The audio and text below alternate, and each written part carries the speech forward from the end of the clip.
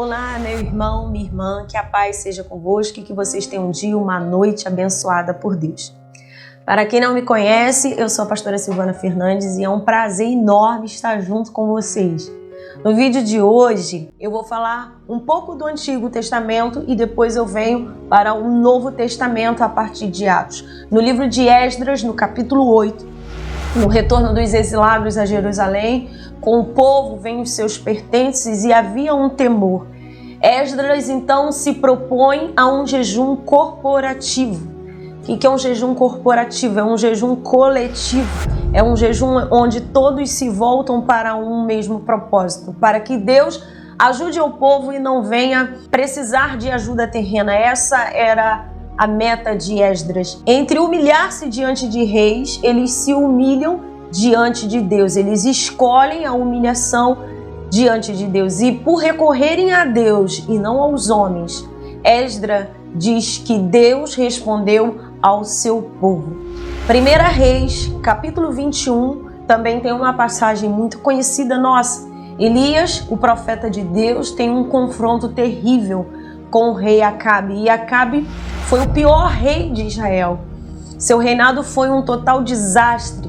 Ele casou-se com Jezabel, que afrontou a Deus, que afrontou os seus profetas, e Deus determina que Elias profetize contra a vida de Acabe.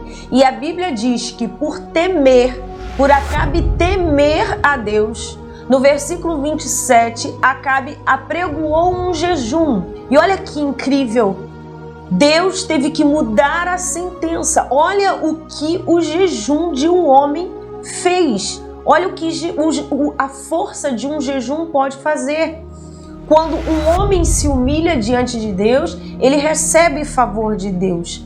Deus chama Elias e diz para Elias: olha, Acabe jejuou e eu vou postergar a maldição que viria sobre Acabe. Ele passa para uma geração futura, porque Acabe, mesmo sendo um homem pecador, mesmo sendo um homem que errou muito com Deus, ele faz um jejum. E por conta desse jejum, Deus muda a história. Na história de Jonas, Deus também usa o profeta para anunciar a destruição de toda uma cidade. A cidade de Nínive, porém, tem um rei que, ao ouvir o profeta, coloca todos, inclusive os animais, ele coloca em jejum. No versículo 10 diz que, vendo Deus o que fizeram, revogou em 100 anos o castigo da cidade de Nínive. Quando aquele rei recebe a profecia, ele resolve mudar a postura e coloca todos em jejum. E através dessa atitude, Deus revogou um castigo que já estava determinado. Na história de Esther, a morte de todo um povo é impedida por meio do jejum. O povo de Israel estava subjugado pelo domínio da Pérsia. Um comandante do rei Assuero planeja covardemente contra o povo de Israel. Esther, então, alertada por seu tio Mardoqueu, entra em ação, mas ela não vai na força dela, nem na influência que ela poderia ter como uma rainha, mas ela convoca um jejum coletivo, um jejum corporativo, e Deus, mais uma vez, abençoa e ouve o clamor do seu povo, dando o livramento a Esther e ao seu povo. É por esse motivo que há uma batalha espiritual absurda para que não jejuemos. Nós vamos interferir nos governos humanos, nós vamos tocar o coração de Deus, nós vamos mudar sentença quando nós fazemos um jejum.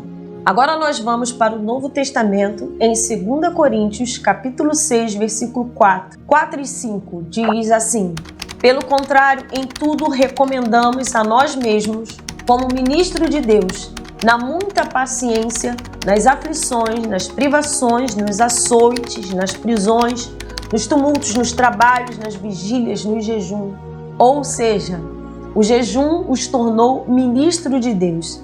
Paulo e seus companheiros jejuavam. Esse trecho mostra como eles foram eleitos ministros pelo Senhor. Capítulo 11, versículo 23 e 27, Paulo continua dizendo sobre ser ministro de Cristo e jejum. Trabalhos, fadigas, depois fome, sede e jejum. O que nos leva a pensar que fome e sede é algo involuntário, quando você não tem o que comer. Mas jejum é voluntário e você tem e faz a privação de comer. Então Paulo fala que já teve fome, já teve sede, mas também jejuou como uma opção de bênção, como ordenança. Somos de fato pessoas que querem, que desejam respostas de Deus. Então é sobre jejum que nós precisamos aprender. É através disso que você enfraquece a carne, enfraquece a alma e sacia o espírito. Se os apóstolos jejuaram para começar, para ministrar, nós também precisamos jejuar. Deus está através desse estudo. Ele está fortalecendo algo que estabeleceu-se desde o início da humanidade e perpetua até hoje, como um movimento relacional com Deus. É uma prática agradável a Deus. É o jejum trazendo o benefício de exaltação de Deus. Atos, capítulo 13, do versículo 1 ao 4, é marcante. O livro histórico de Atos, onde inicia o projeto da Igreja de Cristo na cidade de Antioquia. Haviam 5 homens ali servindo ao Senhor e jejuando, e eram eles Barnabé, Simeão, Lúcio, Manaém e Saulo, que depois se tornou Paulo. Hoje, os líderes, o povo e a igreja, eles jejuam um pouco ou não jejuam, e é exatamente por isso que a igreja está enfraquecida. Nós temos que tomar o exemplo dos apóstolos para sermos fortalecidos. Os membros da igreja estão enfraquecidos, os líderes estão enfraquecidos. Há um abandono de adorar jejuando, de servir jejuando. E com isso deixamos a maior arma por estratégias que são falíveis. No versículo 2, os apóstolos jejuam para saber a vontade de Deus. E no versículo 3, eles, após saberem a vontade de Deus, eles jejuam para iniciar os seus ministérios. E daí eles começam o ministério de profetas e mestres. E o texto se refere a eles como apóstolos. E é a primeira vez que a gente vê a palavra apóstolos.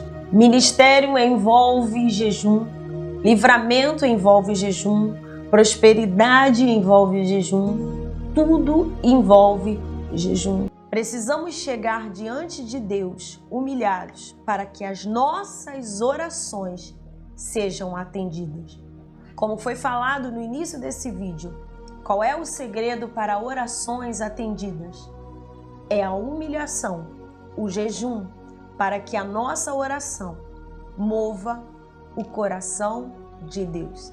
Que Deus abençoe você, que a sua vida seja uma vida de vitória e que você possa usar essa chave poderosa, não para obter bênção, mas para ser uma bênção. Deus abençoe.